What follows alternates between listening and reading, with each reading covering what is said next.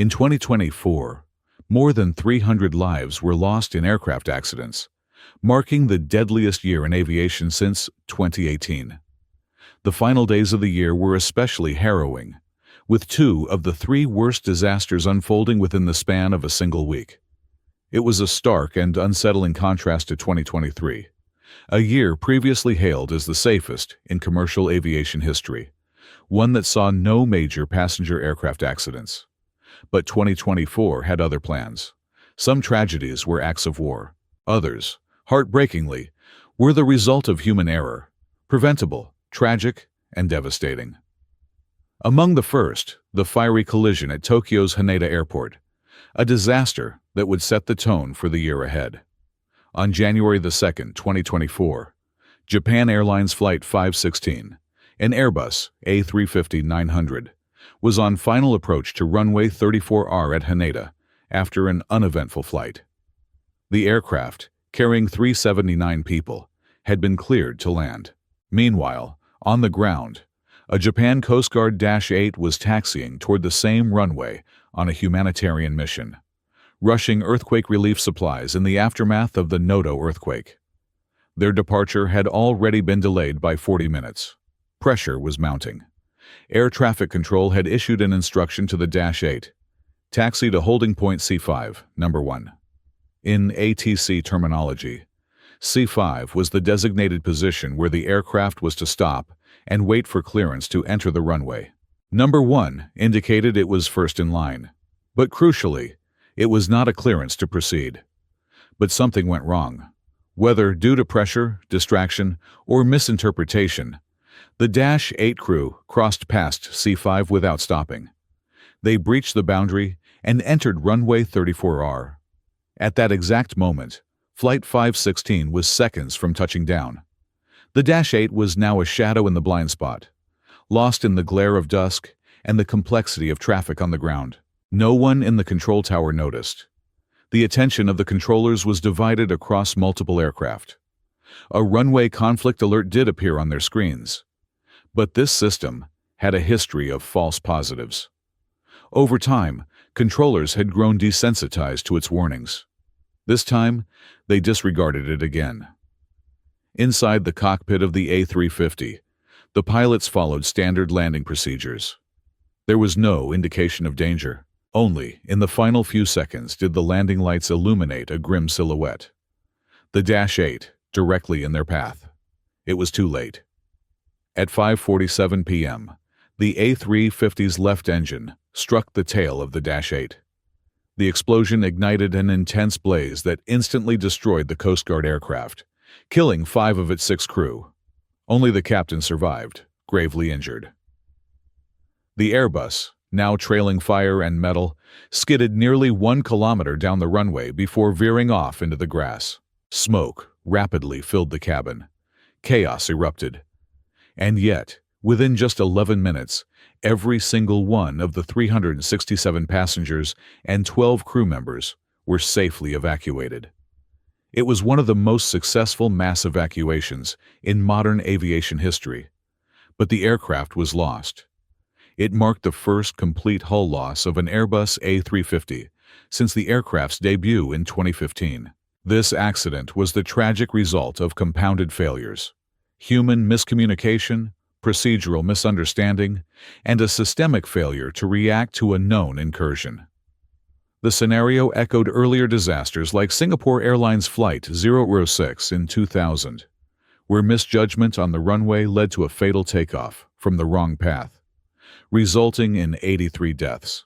Runway incursions, as emphasized by both the NTSB and ICAO, remain one of the most persistent threats in aviation, despite years of technological advancements in surface radar, alerting systems, and pilot training. But as 2024 drew to a close, another kind of disaster unfolded, one that wasn't born of error, but of violence. On December 25, 2024, Azerbaijan Airlines Flight 8243, an Embraer E190, departed from Baku, bound for Grozny, Russia. On board were 62 passengers and 5 crew. 40 minutes into the flight, As the aircraft crossed into Russian airspace near Grozny, the situation began to deteriorate.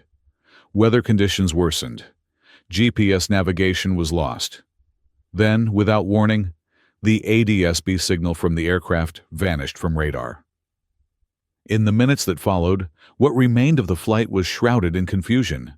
Military sources later indicated that the aircraft had likely been struck by a surface-to-air missile. Though severely damaged, the E-190 stayed airborne briefly before losing control and crashing, resulting in multiple casualties. This was not just an accident. It was a deliberate act, one that drew comparisons to the infamous downing of Malaysia Airlines Flight MH17 in 2014, when a Boeing 777 was shot down by a Buk missile over Ukraine, killing all 298 people on board. In both cases, a civilian aircraft entered contested or unsafe airspace, either unknowingly or due to incomplete geopolitical risk assessment. After MH17, ICAO issued urgent recommendations for airlines to reroute around conflict zones. But years later, some commercial paths still cut close to dangerous borders, influenced by flight time efficiency or limited airspace options. In the end, 2024 reminded the world of two brutal truths. 1. Even in the age of cutting-edge avionics, automation, and near-perfect safety records, aviation is still deeply human and vulnerable to the errors of those who control it. 2. The skies are not always neutral, and when they become battlefields, the cost is borne by the innocent. As Flight 8243 descended toward Grozny, a disturbing signal disruption emerged, GPS jamming. It was a strong indicator of electronic warfare, a phenomenon increasingly common in Russian-controlled airspace. Yet, the flight crew pressed on. Despite losing satellite-based navigation, the Embraer E-190 was cleared for landing. Visibility deteriorated fast. Heavy fog blanketed the runway, cutting visual range and forcing the crew to abort their first landing attempt. A second approach also failed. Radio contact with Grozny Tower remained intact, but the deteriorating conditions left the pilots with little choice. They notified ATC of their intent to return to Baku. They never made it. Moments after beginning the turn, passengers heard a deafening explosion. Shrapnel ripped through the cabin walls. What struck them wasn't turbulence or weather. It was a missile. A Russian Panzer S-1 surface-to-air missile system had locked onto the aircraft. Designed for intercepting aerial threats at close range, the Panzer fired with lethal precision. The missile exploded near the tail section, sending a cloud of supersonic fragments through the fuselage. The impact tore through the rear cabin, damaging critical flight systems and severing structural integrity. A civilian jetliner, gunned down by a state defense system. Immediately, the incident raised questions that went far beyond aviation. Why was a commercial aircraft targeted? And how could this happen again? The pilots, unaware of the full extent of the destruction, initially believed they'd suffered a bird strike. They declared an emergency using squawk code 7700, signaling distress across all air traffic control systems. Their original diversion, Mineralny Vody Airport, was ruled out due to severe weather. Instead, they rerouted to Makhachkala, but conditions there deteriorated too. Running out of options, the crew made a final decision: head for Aktau, Kazakhstan. It was a long shot, but it was their last viable option. At 10:02 local time, the crippled aircraft re-entered radar coverage over Kazakh airspace. ADS-B signals reappeared as the plane tracked west toward Aktau International. But flight stability had deteriorated. Damage to the empennage made pitch control erratic. Fuel lines and hydraulics were compromised. The aircraft was barely holding together. They attempted to land. The first approach failed. Airspeed fluctuated. The aircraft ballooned above glide path. The second attempt was worse. On the third try, at 10:30 a.m., communication with ATC ceased. Seconds later, Flight 8243 crashed into the earth, just 3 kilometers short of the runway. The right wing struck first. The aircraft cartwheeled, broke apart, and exploded.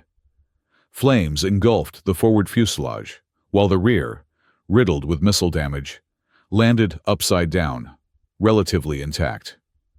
Out of 67 souls on board, 38 were killed, including both pilots and one flight attendant.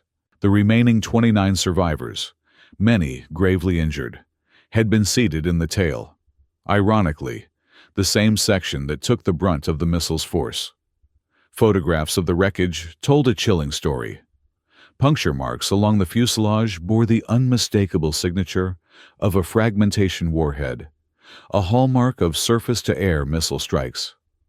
Survivors later confirmed that mid-flight shrapnel had pierced the cabin, slicing through seats and injuring passengers. The world immediately recalled Malaysia Airlines Flight MH17.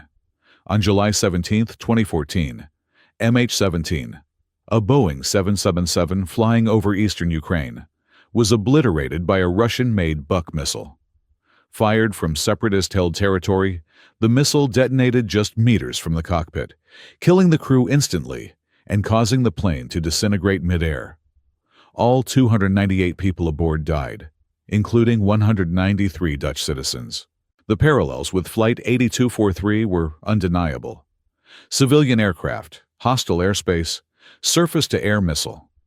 While these incidents are statistically rare, their geopolitical weight is seismic. According to ICAO, international civil aviation routes must be protected from military conflict. Yet, airspace management continues to lag behind political realities. And just as the world reeled from Grozny's tragedy, the skies claimed more lives. This time, in a far more familiar way. Kathmandu, Nepal, July 24, 2024.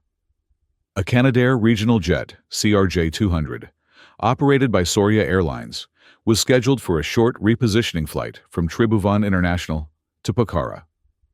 There were 19 people aboard, 2 flight crew, and 16 airline technicians. The aircraft had been inactive for 34 days prior. A return-to-service inspection was conducted that morning and the plane was cleared to fly. The METAR report showed fair conditions. 8 kilometers visibility, light scattered clouds at 3,000 feet. At 11:10 a.m., the CRJ taxied to runway 02. It turned at the threshold, lined up, and began its takeoff roll. What happened next unfolded in seconds. Immediately after liftoff, the aircraft banked aggressively right, then sharply left, followed by another right roll. These oscillations weren't minor. They were violent, uncontrolled. Within seconds, the right wingtip struck the ground. The jet skidded, slammed into a freight container, then plummeted into a 130-foot ravine near a radar station. The impact ignited a fireball. Smoke billowed as rescue teams scrambled. Of the 19 on board, 18 were killed. Only the captain survived. Barely. Nepal's Aircraft Accident Investigation Commission sent both flight recorders to Singapore. The preliminary report, released in September, revealed a chilling oversight. The aircraft had rotated too steeply during takeoff, exceeding safe pitch limits. This rapid nose-up attitude caused a stall-like condition seconds after liftoff. More troubling were the performance miscalculations. Investigators found serious discrepancies between the recorded takeoff speed and the required speeds based on aircraft weight and balance. Improper loading, flawed calculations, and insufficient safety checks. These weren't isolated errors. They were systemic. It was a textbook case of what the FAA categorizes as operational negligence, when internal safety culture fails to detect high-risk factors in routine procedures. And just 2 weeks later, tragedy struck again. This time, in Brazil. The skies above São Paulo were thick with threat. Weather reports had already warned of turbulence, thunderstorm cells, and most dangerously, severe icing. Ice accumulation on an aircraft is among the most insidious of in-flight hazards. It increases drag, decreases lift, and can seize control surfaces. In extreme cases, it causes loss of control And that's exactly what happened next. At 1:18 a.m., Flight 2283, a twin-engine ATR 72500, checked in with São Paulo approach control. They were cleared into the Sampa position, maintaining a cruising altitude of 17,000 feet. But only 2 minutes later, something went wrong. The stall warning system activated. The aircraft banked left, then violently to the right. It was a textbook sign of aerodynamic instability, likely from asymmetric ice buildup on the wings or tailplane. The pilots tried to recover, increasing thrust and adjusting pitch, but the aircraft didn't respond. It was already in a terminal descent. The descent rate was staggering, 24,000 feet per minute. At 1:22 a.m., radar contact vanished. The ATR crashed into the front yard of a house in a gated community in Vinhedo, roughly 76 kilometers northwest of its destination. All 62 people on board, 58 passengers, and 4 crew were killed. Among them were 6 oncologists en route to a cancer conference, 4 university professors, and 2 children. 10 other passengers missed the flight after waiting at the wrong gate. Their absence became their salvation. Brazil's Aeronautical Accidents Investigation and Prevention Center, CENIPA, launched a full inquiry. Flight data recorders revealed multiple attempts to activate the de-icing systems, but the system appeared non-responsive. This echoed prior ATR-related icing incidents, including Transasia Flight 791, 2002, where similar icing led to loss of control. Aerodynamic stall from ice contamination remains one of the hardest threats to recover from, particularly when de-icing systems fail silently, leaving the crew unaware until it's too late. Just 4 months later, disaster struck again, this time in Lithuania. On November 25th, a Swift Air Boeing 737-400 freighter was descending into Vilnius International Airport. It was a routine cargo flight, no passengers on board, just freight. But as the aircraft began its descent, the crew declared an emergency, reason unknown. Witnesses on the ground heard strange engine noises. The jet appeared to descend too steeply, far beyond standard descent profiles. CCTV footage later confirmed the Boeing was in a controlled descent, until it wasn't. The aircraft crashed 1.3 kilometers north of the airport, inside a residential neighborhood. Debris was scattered widely. The impact was violent. 1 crew member died instantly. The other 3 were seriously injured. Flight recorders were recovered. ATC recordings captured a distress call, but the crew didn't have time to explain what was happening before radio contact was lost. Initial analysis suggested either a catastrophic systems failure or an engine malfunction, but investigators are still working to pinpoint the chain of events. The final blow of the year came just days before 2025. December 29th, South Korea. A Jeju Air Boeing 737 was on final approach to Mon International Airport. The flight had been uneventful until it wasn't. ATC issued a bird strike advisory moments before landing. The aircraft deviated slightly, then returned to its path. The airspeed remained stable, the descent rate normal. But then, the crew issued a mayday. A bird strike had occurred. They initiated a go-around. From here, everything unraveled. Flaps and landing gear were retracted. The crew requested to land on runway 19, opposite direction, a rare move during a go-around. But the urgency in their voices suggested a deeper issue. As the 737 made a 180-degree turn, flaps remained retracted. Landing gear was never redeployed. The aircraft approached the runway at high speed, nearly halfway down before touching down. With flaps up and nose held high, braking efficiency was poor. Reverse thrust was attempted on the right engine, but the plane wouldn't stop. It overran the runway, crashing into a berm and slamming into a concrete structure housing the instrument landing system. Flames erupted. All 175 passengers and 4 of the 6 crew were killed. Only 2 cabin crew members, seated in the tail, survived. They were injured, but pulled from the wreckage and later discharged from the hospital.